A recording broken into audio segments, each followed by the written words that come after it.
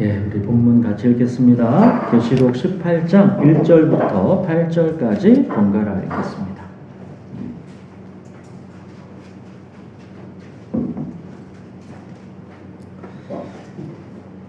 이 일 후에 다른 천사가 하늘에서 내려오는 것을 보니 큰 권세를 가졌는데 그의 영광으로 땅이 환하여지더라. 힘찬 음성으로 외쳐 이르되 무너졌도다 무너졌도다 큰 성 바벨론이여 귀신의 처소와 각종 더러운 영이 모이는 곳과 각종 더럽고 가증한 새들이 모이는 곳이 되었도다. 그 음행의 진노의 포도주로 말미암아 만국이 무너졌으며 또 땅의 왕들이 그와 더불어 음행하였으며 땅의 상인들도 그 사치의 세력으로 치부하였도다 하더라. 또 내가 들으니 하늘로부터 다른 음성이 나서 이르되 내 백성아 거기서 나와 그의 죄에 참여하지 말고 그가 받을 재앙들을 받지 말라. 그의 죄는 하늘에 사무쳤으며 하나님은 그의 불의한 일을 기억하신지라. 그가 준 대로 그에게 주고 그의 행위대로 갑절을 갚아주고 그가 섞은 잔에도 갑절이나 섞어 그에게 주라. 그가 얼마나 자기를 영화롭게 하였으며 사치하였든지 그만큼 고통과 애통함으로 갚아주라. 그가 마음에 말하기를 나는 여왕으로 앉은 자요 과부가 아니라 결단코 애통함을 당하지 아니하리라 하니. 그러므로 하루 동안에 그 재앙들이 이르리니 곧 사망과 애통함과 흉년이라. 그가 또한 불에 살라지리니 그를 심판하시는 주 하나님은 강하신 자이시니라. 예, 계시록 우리가 17장과 이제 이어서 18장을 보고 있는데 이게 큰 성 바벨론의 멸망에 대한 말씀입니다. 자, 이 계시록에서 말하는 바벨론은 이게 당시 로마 제국이라는 거대한 도시를 1차적으로 말하는 것이지만 그 로마 제국 그 이전과 그 이후에 인간이 하나님 대신 돈과 권력과 쾌락과 성공을 신으로 삼은 이 도시 문명을 상징하는 것입니다. 자, 여러분 성경에서 이 최초의 도시는 언제 누구의 손으로 만들어졌습니까? 동생 아벨을 죽인 가인이 자기를 자기 힘으로 보호하기 위해서 이제 최초의 도시를 세웠죠. 그래서 하나님을 떠난 인류를 상징적으로 가인의 후예라 그러지 않습니까? 자, 이 가인의 혈통적 후손은 홍수심판 때 멸절되었죠. 근데 홍수심판 때 살아남은 이 노아의 가족들의 그 후손에게서도 자기가 주인되고자 하는 이 영적인 가인의 죄성은 사라지지 않습니다. 노아의 홍수심판을 겪고도 오히려 이제는 그 홍수심판에서도 끄떡없도록 하나님 없이도 이제 스스로 안전하게 살아보겠다고 그렇게 자기 구원을 위해 도시를 이 하늘 높이 쌓았죠. 그게 바벨탑이죠. 또 바벨탑, 그 이름을 계승한 이 바벨론은 유다 백성을 포로로 삼고 하나님의 성전을 불태운 하나님을 대적하는 제국의 상징이 되었습니다. 자, 보십시오. 바벨론 제국, 페르시아 제국, 그리스 제국, 로마 제국, 그리고 오늘날 현대의 이 바벨론까지 다 마찬가지입니다. 돈과 권력과 쾌락과 성공, 이 자기 영광을 신으로 삼은 제국들입니다. 이 시스템이라는 게 똑같은 겁니다. 하나님 없이 자기 삶의 주인이 되려는 인간은 가인처럼 자기의 성을 자기 삶에 쌓습니다. 그런 가인들이 모여 사는 사회는 바벨탑을 쌓습니다. 이제 이게 문화와 문명으로 시스템화된 제국, 이게 바벨론입니다. 이처럼 바벨론은 역사 속에서 하나님 없이 인간이 스스로 왕이 되려는 그 문명의 상징인 것입니다. 자, 이 바벨론에 대한 심판이 이제 선언되죠. 2절 보시면 무너졌도다 무너졌도다 큰 성 바벨론이요. 바벨론의 멸망은 아직 일어나지 않았음에도 불구하고 천사는 이미 바벨론은 무너졌다라고 선포합니다. 하나님께서 말씀하셨으면 그것은 곧 실현인 것입니다. 그러니까 시간적 순서는 다만 하나님의 주권과 섭리 속에서 그냥 뒤따라 풀어져 가는 것일 뿐인 겁니다. 우리는 시편 73편의 그 아삽처럼 하나님의 정의가 과연 우리의 시간 속에서 실현되고 있는 것인지를 의심하는 경우가 많죠. 무너졌도다, 무너졌도다 그러는데 정말 이게 우리의 시간 속에서 그러한지 이게 의심이 되는 경우죠. 그래서 아삽이 그러지 않습니까? 나는 거의 넘어질 뻔하였고 나의 걸음이 미끄러질 뻔하였으니 이는 내가 악인의 형통함을 보고 오만한 자를 질투하였으니로다. 하나님은 없고 이 세상이 전부다 라며 살아가는 그 인생들이 얼마나 형통하냐면 그들은 죽을 때도 고통이 없고 그 힘이 강건하답니다. 사람들이 당하는 고난이 그들에게는 없고 사람들이 당하는 재앙도 그들에게는 없답니다. 그들의 소득은 마음의 소원보다도 많고 항상 평안하고 재물은 더욱 불어난답니다. 그래서 아삽이 시험 들은 거 아닙니까? 자, 그러나 이렇게 눈에 보이는 것과 달리 하나님의 작정 속에서 큰 성 바벨론의 운명, 하나님은 없다, 이 세상이 전부다 하는 이 악인들의 운명은 이미 무너졌도다, 무너졌도다인 것입니다. 이 아삽도 그들의 멸망을 하나님의 성소에 들어갈 때에서 이제 깨닫게 되었다 그랬죠.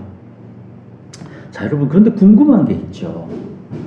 하나님의 작정 속에서 이미 무너진 바벨론을 왜 하나님께서 부르시고 택하신 우리의 시간 속에다가 두셔서 우리에게 유혹과 고난을 허용하시는가?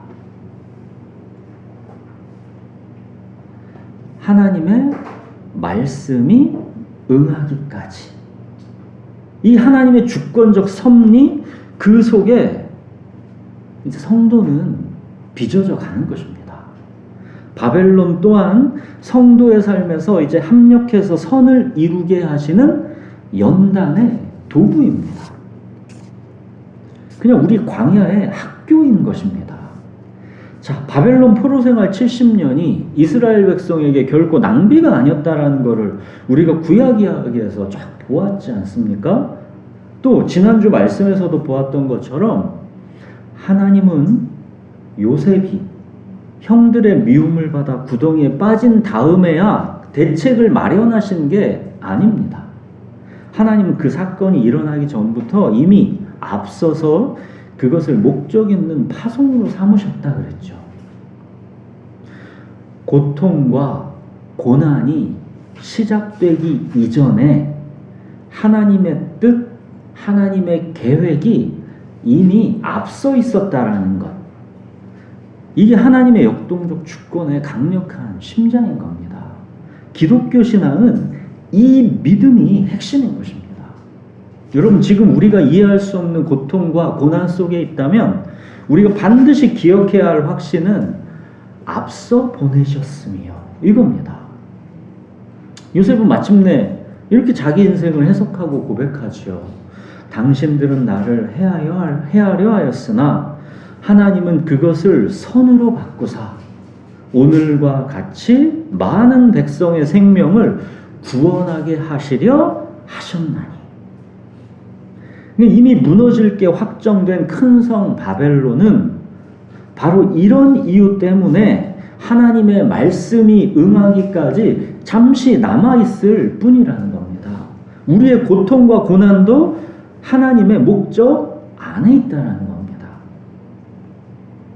여러분, 그러니 하나님의 백성은 이미 무너질 게 확정된 이 큰 성 바벨론에다가 마음을 두고 살아가면 안 된다는 겁니다. 하나님은 당신의 백성에게 그래서 선포하시는 겁니다. 4절, 5절 보십시오.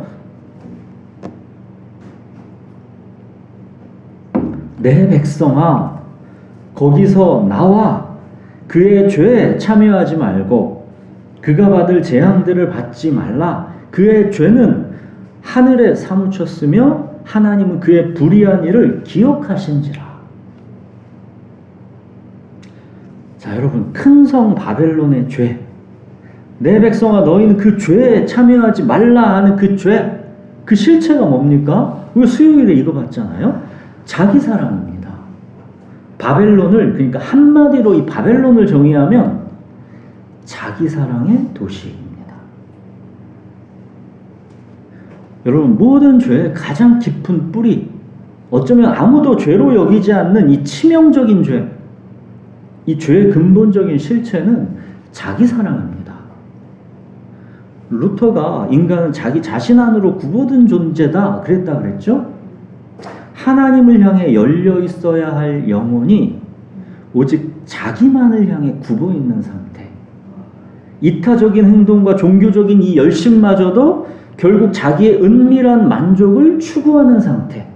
이게 곧 죄의 실체인 자기 사랑인 겁니다. 에너지가 밖으로 흐르지 못하고 타인과 심지어 하나님마저도 철저하게 나의 필요와 만족을 위해서 블랙홀처럼 빨아들이는 이 자기중심성, 이 자기사랑이 죄의 실체입니다. 7절을 한번 보십시오. 이 바벨론이, 이 죄가 실체가 뭐냐 보십시오. 그가 얼마나 자기를 영화롭게 하였으며 사치하였든지. 자기입니다. 바벨론은 자기사랑의 도시인 겁니다. 이 자기사랑의 도시 바벨론은 마음에 이렇게 말한답니다. 보십시오. 나는 여왕으로 앉은 자요 과부가 아니라 결단코 애통함을 당하지 아니하리라. 나는 부자라 부유하여 부족함이 없다라는 것이죠. 그러나 하나님 보시기에 실제 모습은 뭐였습니까?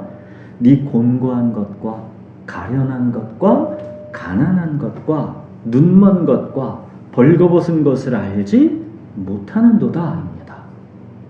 바벨론은 자신이 여왕이라고 지금 선언하지만 그러나 하나님 보시기에 그녀는 이미 무너진 도성이라는 겁니다.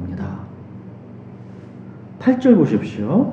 그러므로 하루 동안에 그 재앙들이 이르리니 곧 사망과 애통함과 흉년이라. 그가 또한 불에 살라지리니 그를 심판하시는 주 하나님은 강하신 자이심이라. 하루 동안. 이거는 심판의 갑작스러움과 돌이킬 수 없음을 강조하는 겁니다. 나는 부자라 부유하여 부족한 게 없다 그렇게 자신했는데 하루아침에 사망과 애통함과 흉년이라는 겁니다. 그렇게 자신 있어 하던 그 삶은 하루아침에 무너진다는 겁니다. 하나님의 작정 속에서 바벨론은 이미 무너졌도다인 겁니다. 그러니 바벨론에서 편안하게 안주하며 재미보고 살려고 하지 말고 내 백성아 거기서 나오라 하시는 겁니다. 보십시오, 여러분. 하나님은 바벨론을 향해서 말씀하지 않습니다. 바벨론 너희들아 나오라 하시지 않습니다. 하나님은 자기 백성 부르시고 택하신 내 백성에게 말씀하시는 겁니다. 내 백성아 거기서 너희는 바벨론에 속한 자들이 아니라 내게 속한 자들이다라는 겁니다. 내가 너를 지명하여 불렀나니 너는 내 것이다. 너희는 내 백성이라는 겁니다. 하나님은 언제나 당신의 백성을 이 자기 사랑의 도시 바벨론에서 항상 불러내시죠. 거기에서 우리 성도의 믿음의 삶이 시작되는 겁니다. 보십시오. 아브라함을 갈대아 우르, 당시 메소포타미아 이 바벨론 지역의 이 최고의 도시 문명에서 아브라함을 불러내셨죠. 너는 너의 고향과 친척과 아버지의 집을 떠나 내가 내게 보여줄 땅으로 가라. 내 백성아 거기서 나오라 인 겁니다. 이렇게 아브라함의 믿음의 여정이 시작된 거죠. 또 애굽에 있던 당신의 백성들을 때가 차니까 이제 어떡합니까? 출애굽시키지 않습니까? 또 바벨론 포로 생활 70년이 차니까 어땠습니까? 하나님께서 바벨론에서 내 백성아 나오라 불러내시죠. 하나님은 이처럼 내 백성아 거기서 나오라 이 명령을 반복하시는 겁니다. 자, 여러분 또 교회가 어떻게 탄생했습니까? 교회. 우리가 사도행전 때 봤죠. 오순절 성령 강림 때 너희가 이 패역한 세대에서 구원을 받으라. 패역한 세대에서 나와라. 그렇게 해서 그날 신도의 수가 3,000이나 더해지면서 역사 속에서 이 오순절 성령 강림 때 교회가 탄생합니다. 이 교회의 헬라어 이 원어가 뭐랬습니까? 에클레시아. 에클레시아. 이게 밖으로 이거랑 부르다 이 두 개 합성어라 그랬죠. 에클레시아 그때는 그래서 밖으로 불러냄을 받은 자들의 모임이라는 뜻입니다. 그러니까 교회는 그냥 성격 맞고 취미가 비슷한 사람들이 세상이 추구하는 행복을 하나님 수단으로 해서 좀 더 풍성하게 누려보자고 모여있는 친목 단체가 아니라는 겁니다.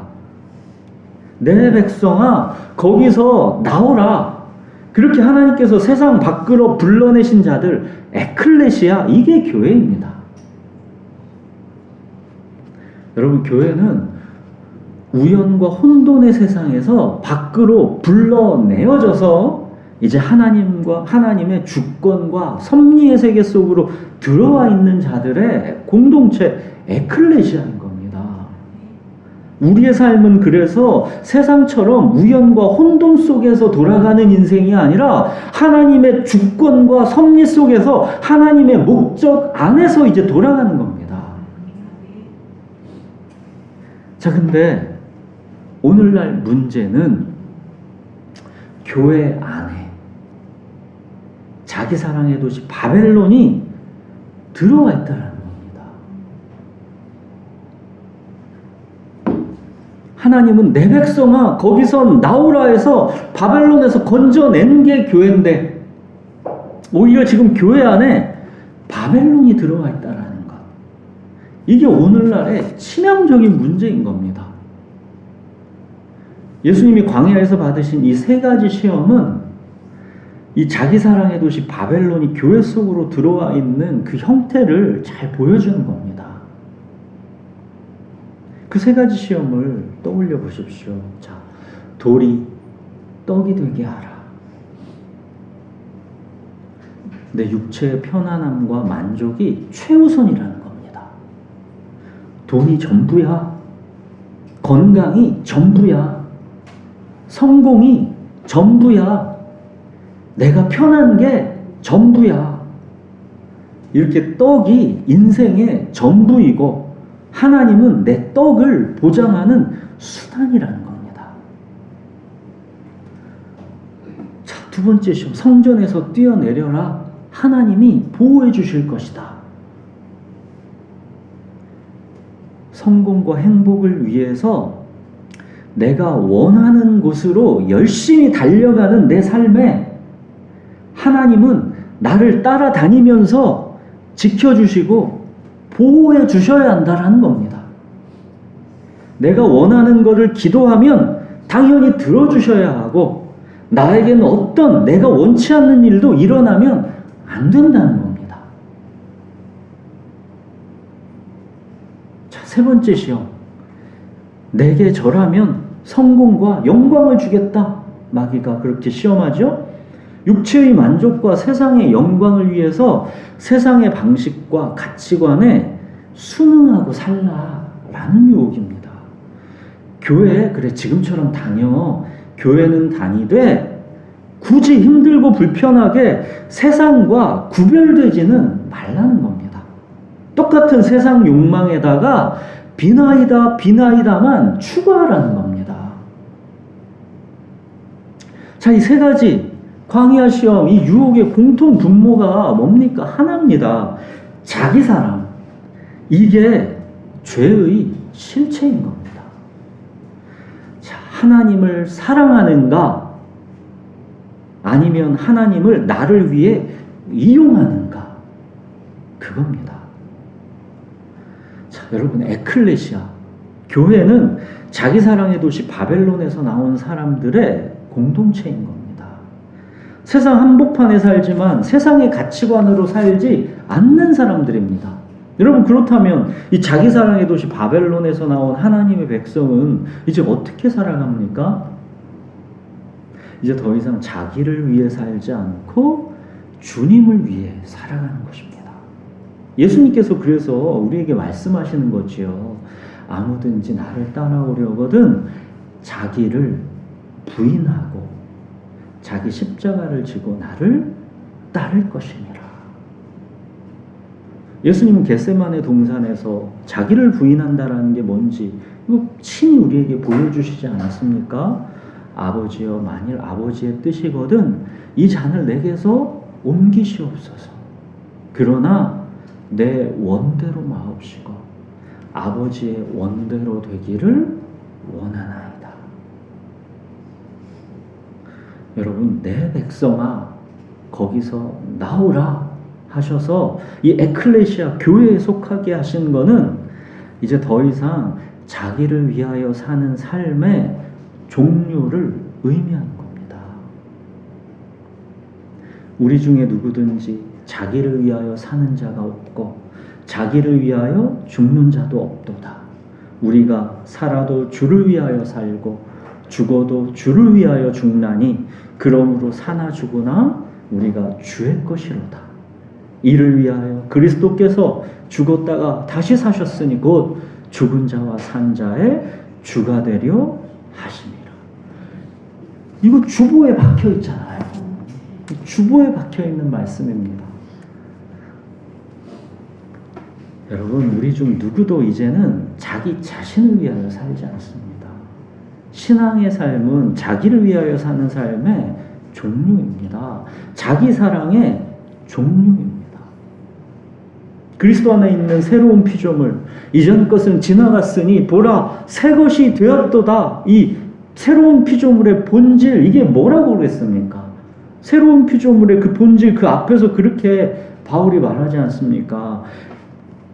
그가 모든 사람을 대신하여 죽으심은 살아있는 자들로 하여금 다시는 그들 자신을 위하여 살지 않고 오직 그들을 대신하여 죽었다가 다시 살아나신 이를 위하여 살게 하려 함이라.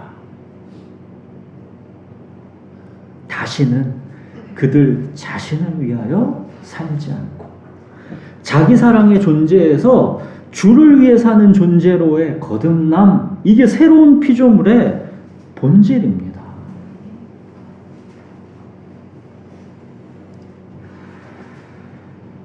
자, 보십시오. 한숨을 쉬잖아요, 우리가. 다시는 그들 자신을 위하여 살지 않고 자기를 부인하고 나의 원대로 마옵시고 하나님의 뜻대로 하옵소서. 예수 그리스도 안에서의 이 새로운 삶이라는 게 오히려 더 예전보다도 무겁고 힘든 삶처럼 보이죠. 그렇게 힘들어서 어떻게 살아? 저 자신만 해도 신앙생활을 이제 한 35년을 해온 것 같은데 해를 거듭할수록 결국은 자기를 부인하고 이 한 말씀 붙잡고 그냥 씨름하는 게 신앙생활인 것 같습니다.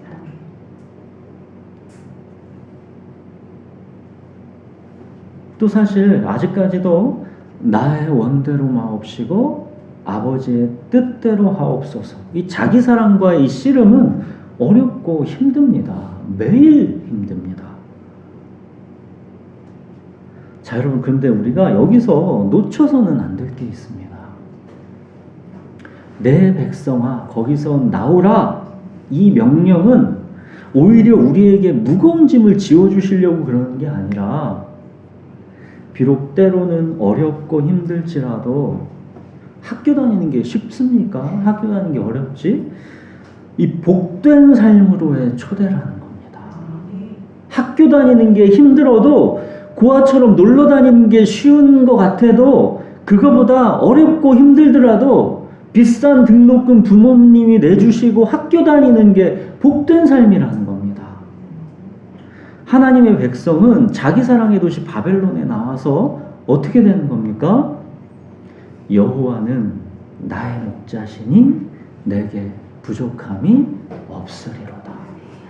그가 나를 푸른 풀밭에 누이시며 쉴만한 물가로 인도하시는도다. 내 영혼을 소생시키시고 자기 이름을 위하여 의의 길로 인도하시는도다 입니다.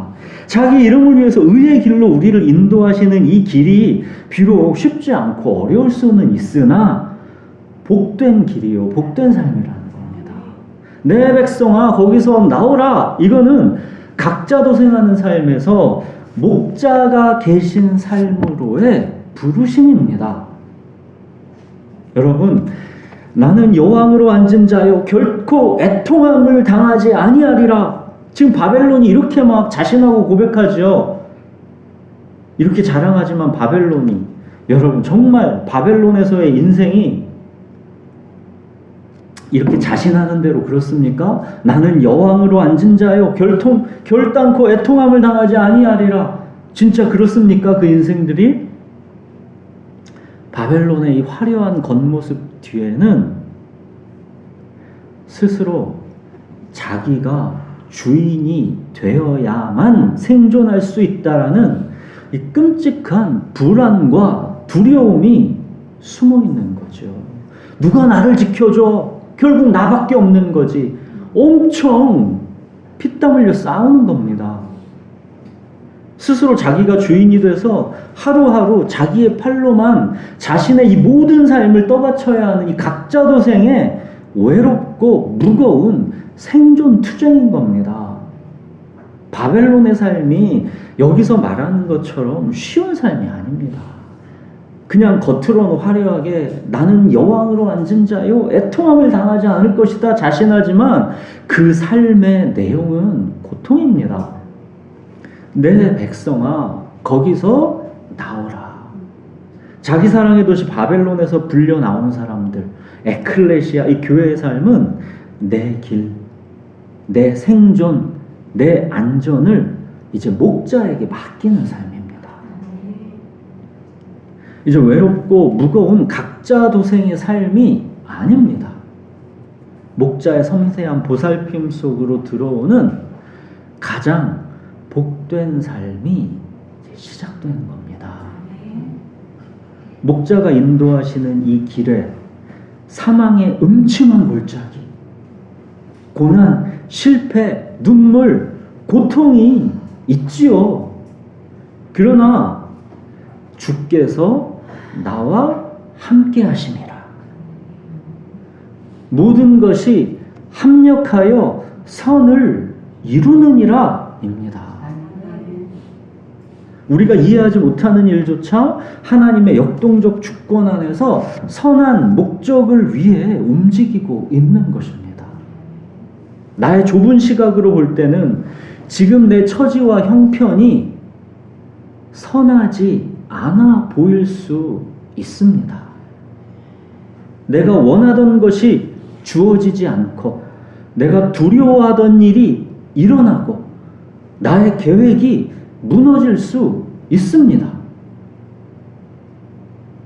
그렇지만 우리는 이제 나의 원대로 마옵시고 하나님의 뜻대로 되기를 원하나이다.